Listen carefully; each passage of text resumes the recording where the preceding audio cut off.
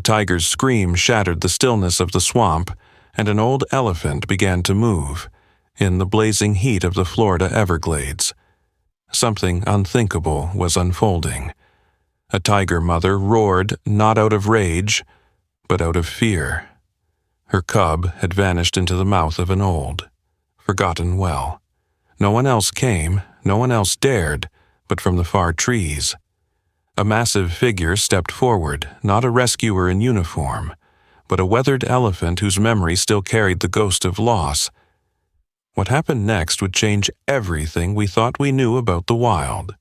Before we begin this unforgettable story, would you mind sharing where you're from in the comments? And if stories of love, loyalty, and second chances move you, please give this video a like and consider subscribing. The summer heat settled over the Everglades Wilderness Preserve like a woolen blanket, thick and unmoving.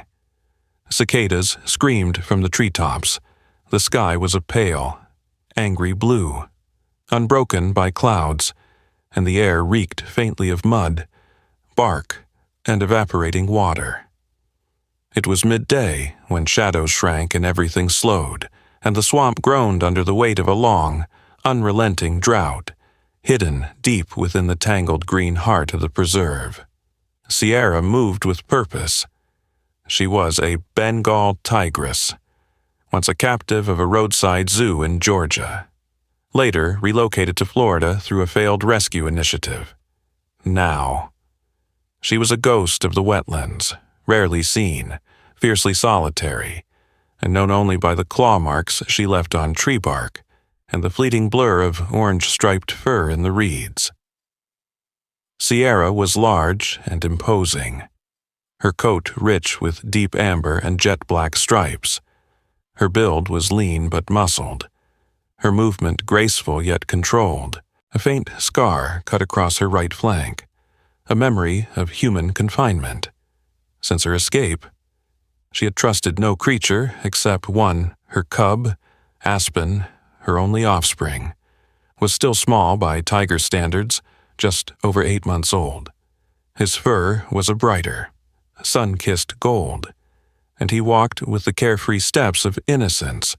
Though Sierra was cautious and somber, Aspen was curious, bounding through the undergrowth, enchanted by the glint of dragonflies or the swaying moss.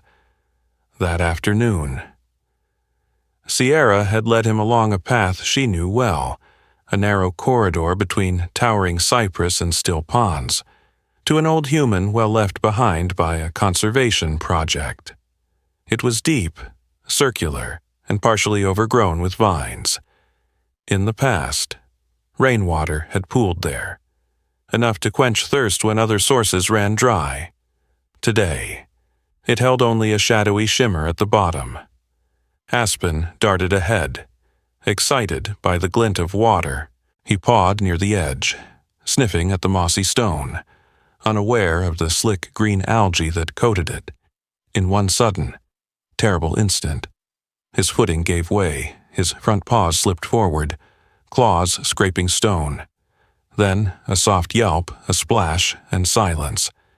Sierra froze, her head whipped around, eyes wide with primal alarm, when she saw the empty rim and heard the faint, muffled sounds below.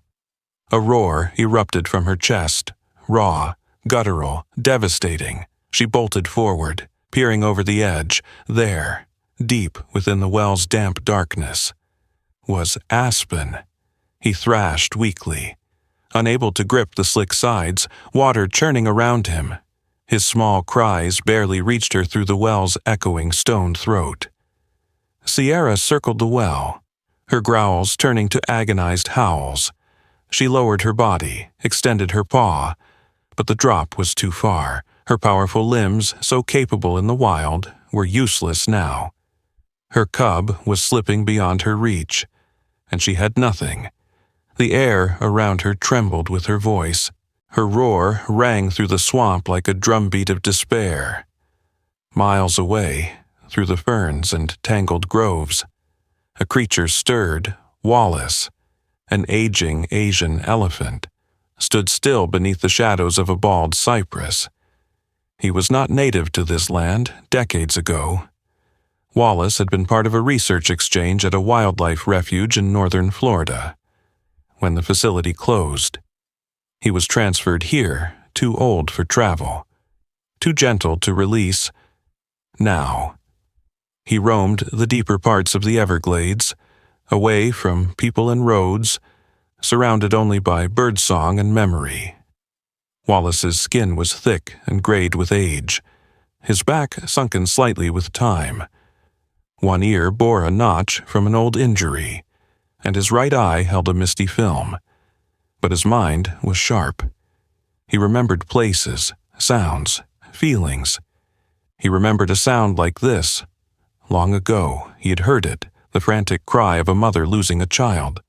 That cry had haunted him ever since. When Sierra's roar reached him, Wallace didn't hesitate.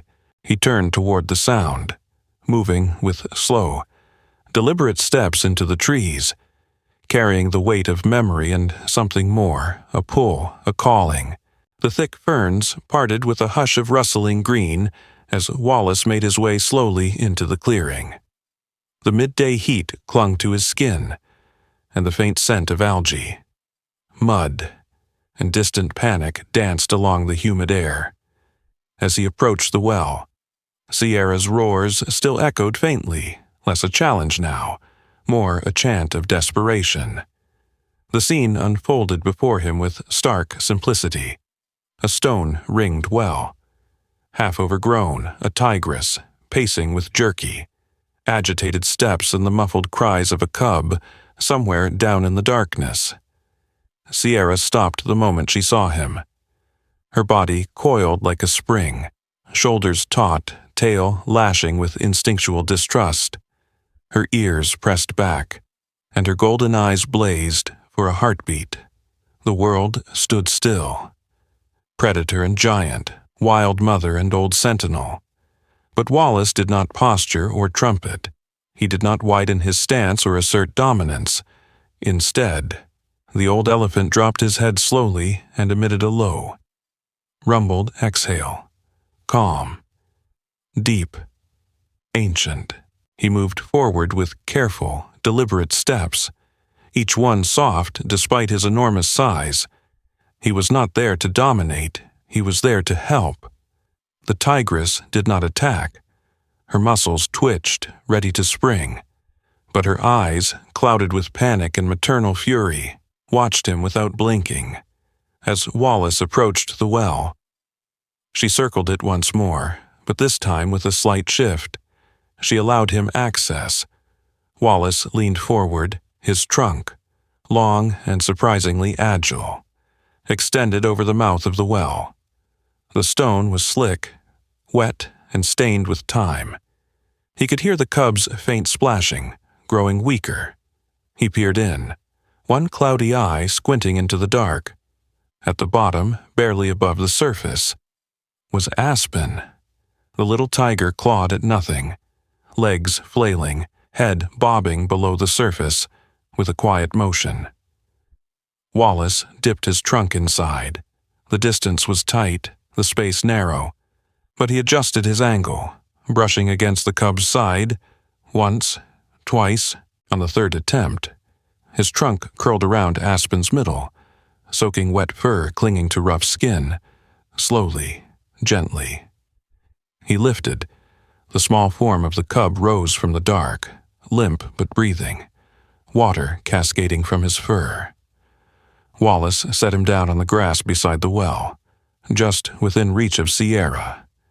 The tigress bolted forward, emitting a growl not of threat, but of fierce maternal urgency. She sniffed the cub, nudging him, licking his fur, her breathing ragged. Aspen let out a shallow cough, water dribbling from his nose. Sierra's growl tapered into a low purr of relief, and in that moment, her gaze found Wallace's. It wasn't long, just a flicker, but it was enough. Her eyes, raw with panic, met his, lined with age and memory. No threat passed between them. No fear, just recognition. They were not predator and prey, they were parents. one exhausted from the fear of loss, the other haunted by a memory that had come too late once before, far from the clearing. On the northern ridge of the preserve, a figure moved through the brush with a purpose. Daniel Carter, 28 years old, was on his second month as a junior ranger with the Everglades Wildlife Patrol.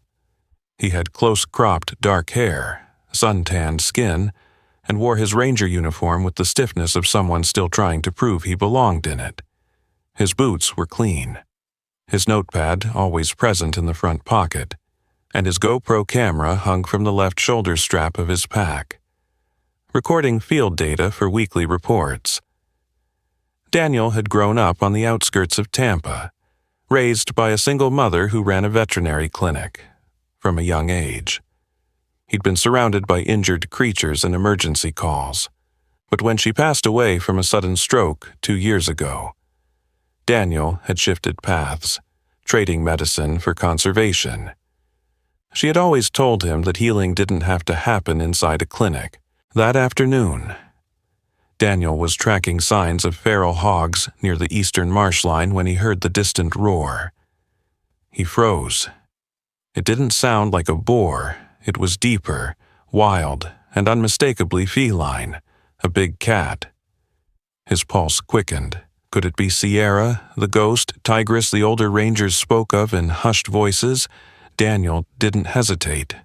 He adjusted his pack, turned on the GoPro, and moved toward the sound. When he reached the edge of the clearing, crouching behind a low ridge of palmettos, what he saw stopped him cold.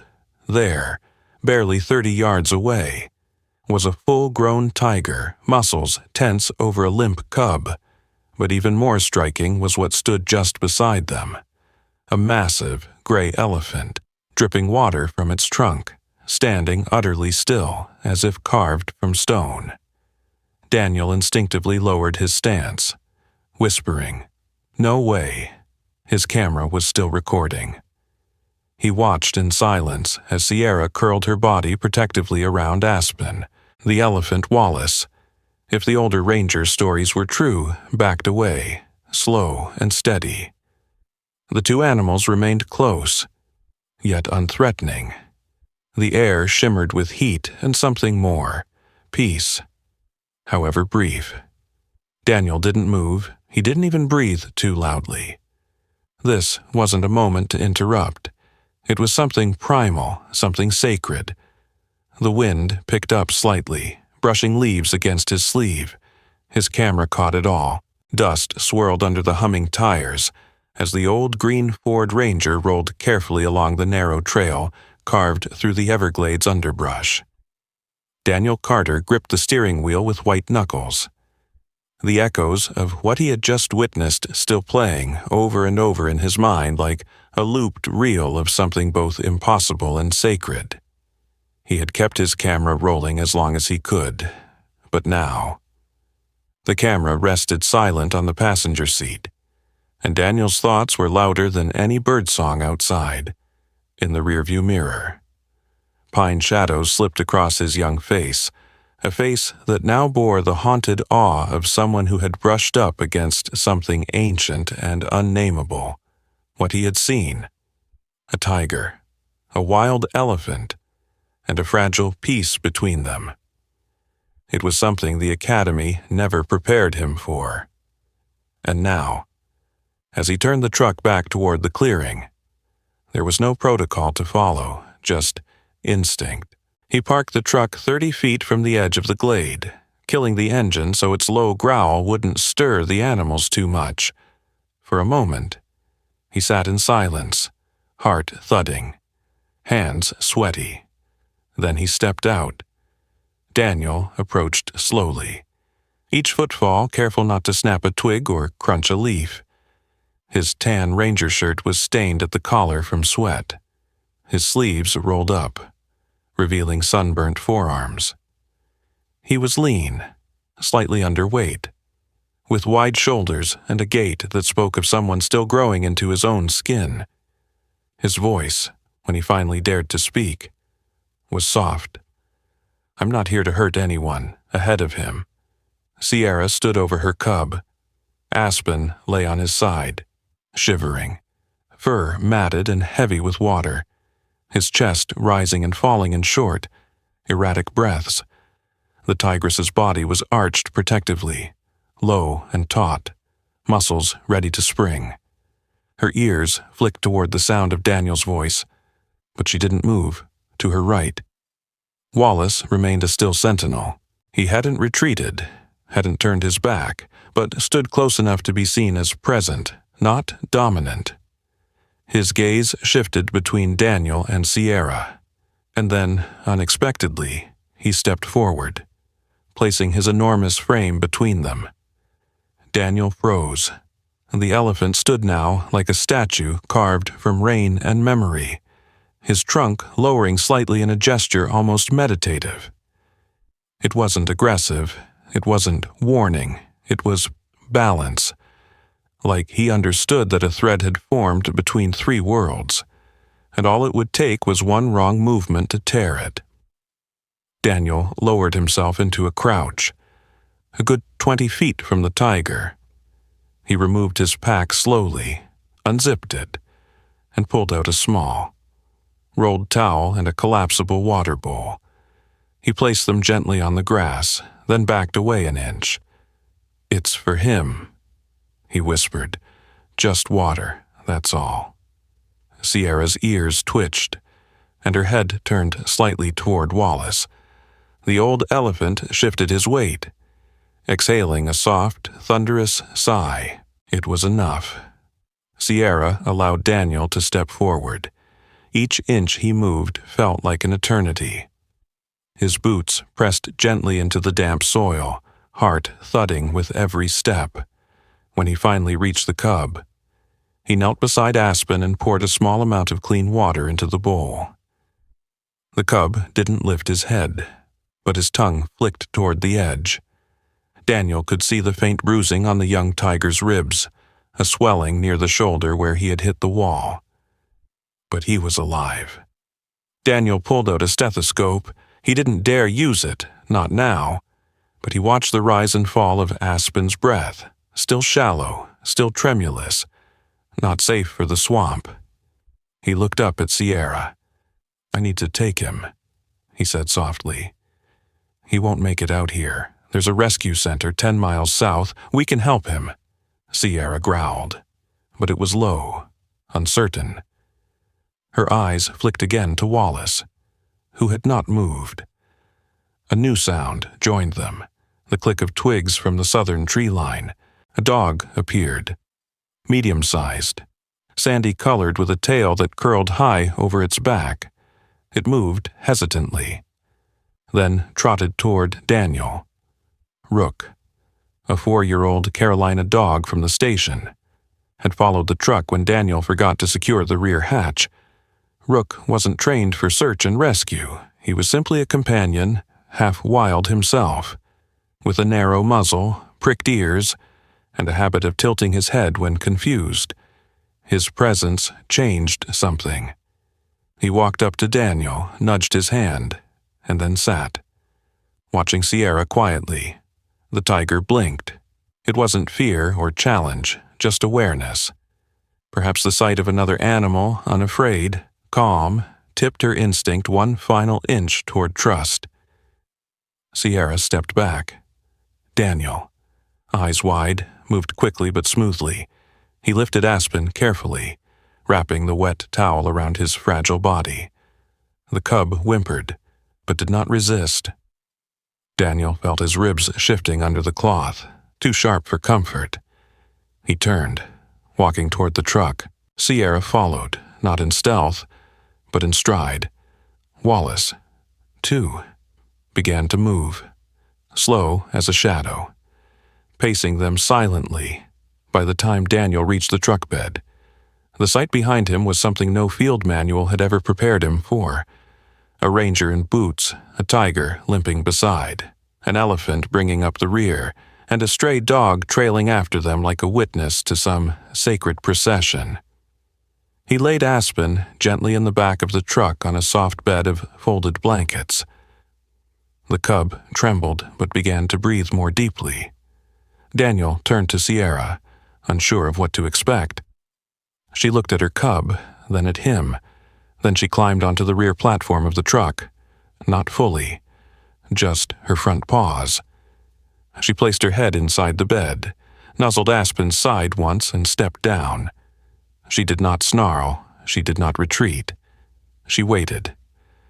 Daniel climbed into the front seat.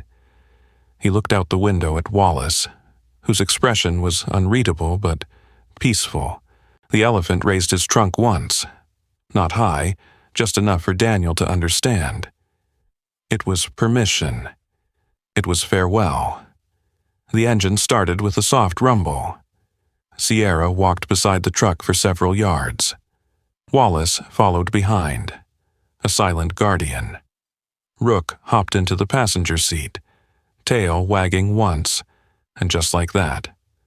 The convoy moved forward, a battered Ford Ranger, a tigress, a dog, and an elephant, winding through the heart of a wild that refused to be tamed, bound not by fences or fear, but by instinct, memory, and something that went deeper than language. The rescue center was a squat building of pale stucco and weather-stained siding nestled on the southern edge of the Everglades, shielded by rows of pine and red maple trees. The sun was already dipping toward the tree line, and the scent of rain teased the air, though the sky remained dry. Cicadas pulsed in the distance, as if to fill the silence that hung over the center like an uncertain breath. Daniel pulled the truck into the gravel lot behind the building and killed the engine. Aspen lay curled in the bed of the truck, wrapped in the damp towel, breathing slow and shallow. Sierra padded to the edge of the lot and stopped just short of the main doors.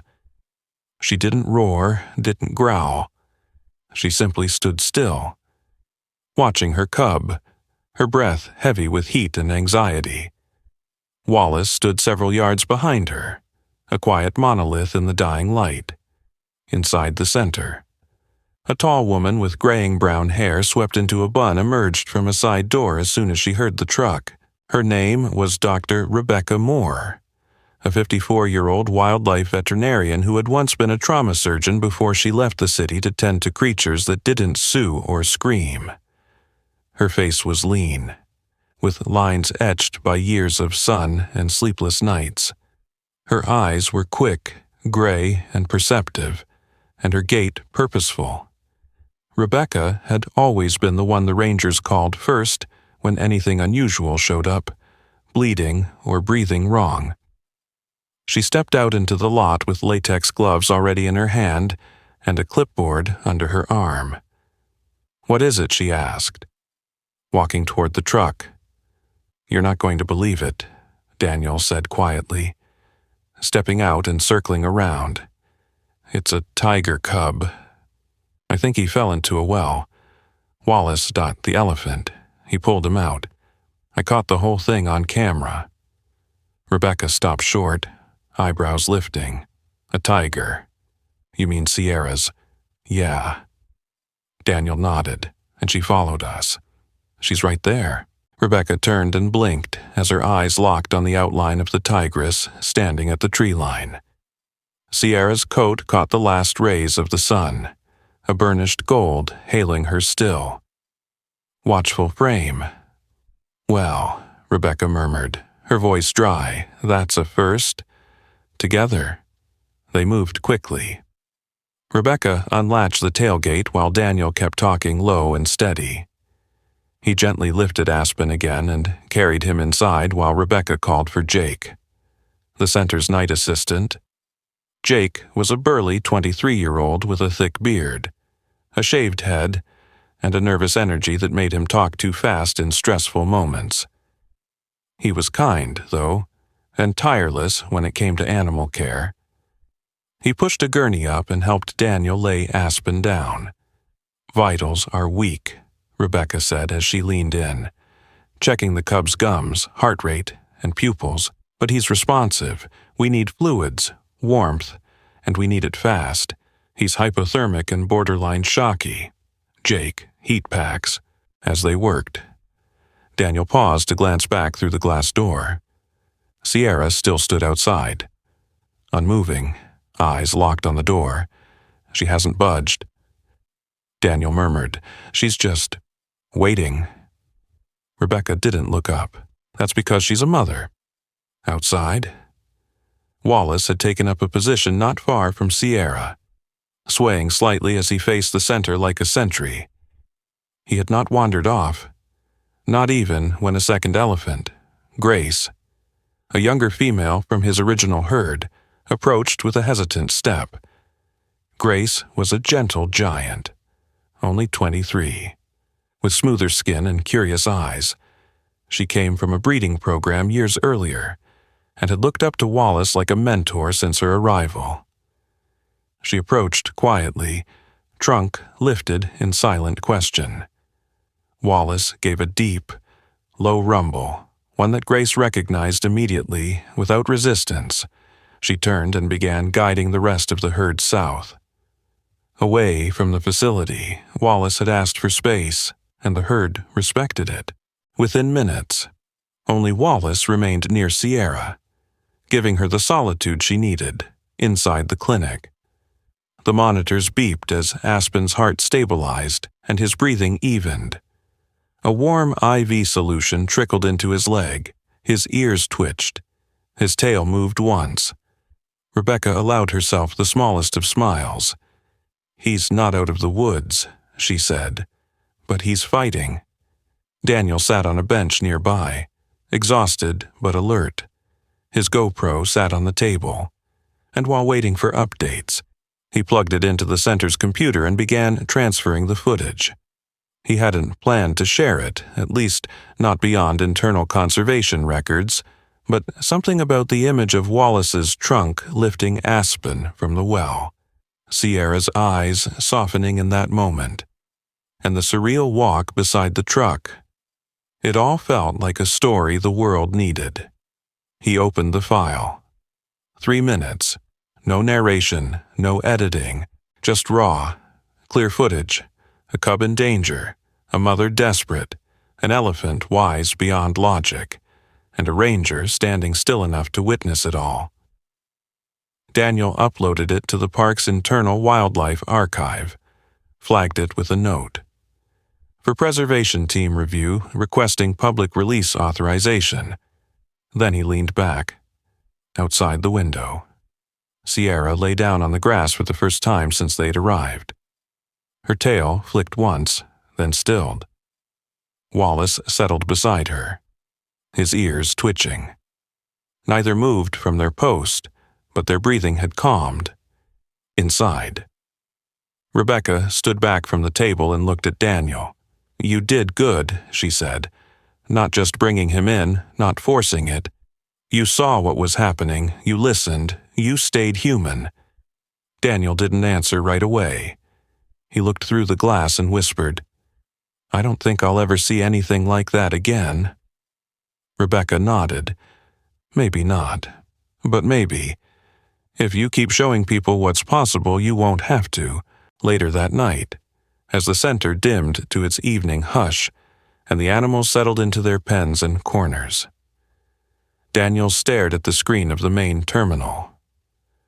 A notification blinked. Someone in the Central Wildlife Office had reviewed the footage. It was approved for public release. He clicked submit, and somewhere, across an ocean of servers and silent code, a video began to spread of a tiger mother's scream, an old elephant's grace, and the fragile thread of trust that tethered them all together. The days passed with the slow rhythm of healing. Inside the rehabilitation wing of the Everglades Wildlife Rescue Center, Aspen began to rise from the shadows of fever and exhaustion. The swelling along his ribs had receded, the tremble in his breath eased, and by the end of the 3rd day, he was standing on unsteady legs again. His golden fur, once matted and cold, now gleamed in soft afternoon light, and his pale yellow eyes searched the world again with that familiar spark of curiosity. Outside, Sierra never left. She did not pace, she did not roar. instead. She lay coiled beneath the outstretched limbs of a live oak near the southern fence, her gaze unwavering, fixed on the door through which her son had disappeared. She refused all food offered by the staff, drank only from the rain barrels after a storm passed, and only once, when Daniel approached to check on her, did she emit a low chuff. Not of aggression, but of exhaustion. Her faith was quiet, complete. Wallace remained nearby, resting under the shaded tree line, a silent pillar of calm, occasionally. The other elephants wandered near, but none disturbed him, even Grace, with her youthful energy and endless questions, merely paused beside him before walking on. Wallace was still, his trunk folded beneath him, his eyes half-lidded but never truly asleep. It was as though he understood something sacred was unfolding, and he was guarding it, inside the clinic. Rebecca checked Aspen's vitals for the last time on the 5th morning. She adjusted his bandages, nodded, then turned to Daniel, who stood nearby with his arms crossed and the faintest grin on his face. He had not changed his uniform in 2 days. His boots were stained from swamp muck, and his eyes bore the weariness of worry, but also something else. Purpose. "He's ready," Rebecca said. "He'll be sore for a while, and you'll need to keep an eye out for any signs of relapse, but he belongs out there, not in here." Daniel exhaled slowly. "Sierra's been waiting." Rebecca gave him a sideways glance, her voice softer. "So have you, that afternoon." Daniel prepared the transport crate, not with locks, but simply as a protective space. Aspen was placed gently inside, though the cub didn't resist. He watched the world outside the slatted gate with a calm that felt older than his months. Daniel guided the crate into the truck's bed, then walked to the edge of the lot where Sierra waited. She rose before he reached her. Her body was leaner than when they'd met, muscles tense from days of stillness, but her eyes were fierce with recognition. Daniel opened the rear gate and stepped aside. Sierra did not look at him. She walked to the truck, nose twitching, ears flicked back, and then, with a quiet rumble of breath, she leapt into the bed beside Aspen. Daniel didn't flinch. He didn't reach for a radio or a tranquilizer. He simply stepped into the cab, adjusted the mirror, and looked out across the lot. Wallace was waiting.